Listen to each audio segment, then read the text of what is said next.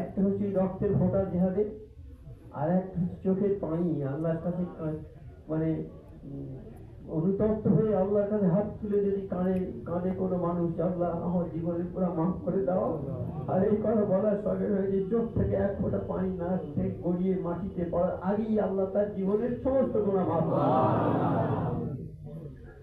আমরা কোন ধর্মে এসেছি, কত বছরে যারা এসেছে, আজকে অনেকের দেখা পাচ্ছি না, আর নেই, আসেনি, তারা তারা দুনিয়া ছেড়ে চলে গেছে। কিন্তু সব মানুষই এটাই বলে যে হায় আল্লাহ কবে সেই সারানো সুদ আগে যাবো, আল্লাহ কবে আসে। তারা আগে থেকে নিয়ত করে বসে আছে। যারা দুনিয়া ছেড়ে চলে গেছে তারাও কিন্তু এই সারানা করে নেকি তারা কবরে শুয়ে শুয়ে পাবে। আমাদের নসিব খুবই বুলন্দ নসিব, আমরা সেই কামেল ওলি আল্লাহ আজম কাছে দরবারে এসেছি। দরবারে আসা সহজ, যে কোনো কাজ করা সহজ, কিন্তু সংরক্ষণ করা কঠিন। কাজ করা সহজ, কিন্তু কাজটা সংরক্ষণ করা সবচেয়ে সহজ। নেকি কামানো খুব সহজ।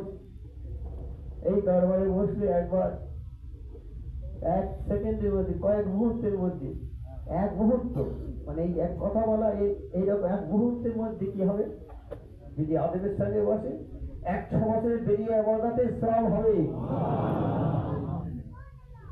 আর যদি এই দরবারে কোনো মানুষকে একটা বসার জায়গা করে দেয়, তাহলে সে আল্লাহ বলছে আমি তাকে জান্নাতে জায়গা করে দেবো। এটা নবীর দরবার, নবীকে বলেছে নবী। এই দরবারটা সেই নবীওয়ালা দরবার। আমার আল্লাহ পাক নবীকে পাঠিয়েছেন, নবীর উপরে কালাম পাক নাজিল করেছে, আর বলছে নবী তুমি কালাম পাকের সমস্ত হুকুমগুলো মানুষকে জানিয়ে দাও।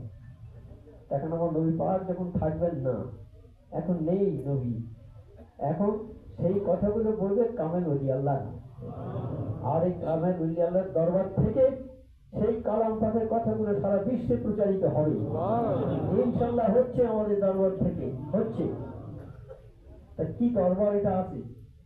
এই দরবারে যারা এসে বসেছে বলছে তাদের জীবনের গুনাহ সমস্ত মাফ হয়ে গেছে।